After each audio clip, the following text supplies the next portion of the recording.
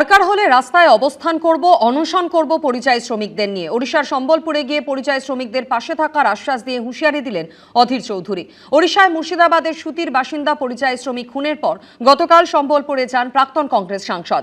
গত মাসে তিনি দেখা করেন প্রধানমন্ত্রীর সঙ্গে।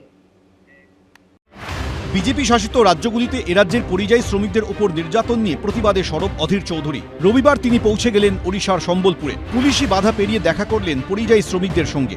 পাশে থাকার আশ্বাস দেওয়ার পাশাপাশি হুঁশিয়ারি দিলেন অনশনে বসার। আমি সম্বলপুরের ঘটনাটা নিয়ে ভারতবর্ষের প্রধানমন্ত্রীর সাথে দেখা করেছি। ভারতবর্ষের প্রধানমন্ত্রীকে বলেছি দরকার হলে রাস্তায় অবস্থান করবো, অনশন করবো তোমাদেরকে নিয়ে। রুজি রুটির সন্ধানে ওড়িশায় গিয়েছিলেন মুর্শিদাবাদের সুতির বাসিন্দা 19 বছরের জুয়েল রানা, কিন্তু সেখান থেকে ফিরেছে তার নিথর দেহ। পরিবারের অভিযোগ, বাংলাদেশি বলে দাগিয়ে দিয়ে খুন করা হয়েছে যুবককে। এ নিয়ে গত মাসে দিল্লিতে প্রধানমন্ত্রীর সঙ্গে দেখা করেন অধীর চৌধুরী। এই ধরনের ঘটনা এড়াতে পদক্ষেপ নেওয়ার দাবি জানিয়ে নরেন্দ্র মোদীকে চিঠিও দেন প্রাক্তন কংগ্রেস সাংসদ।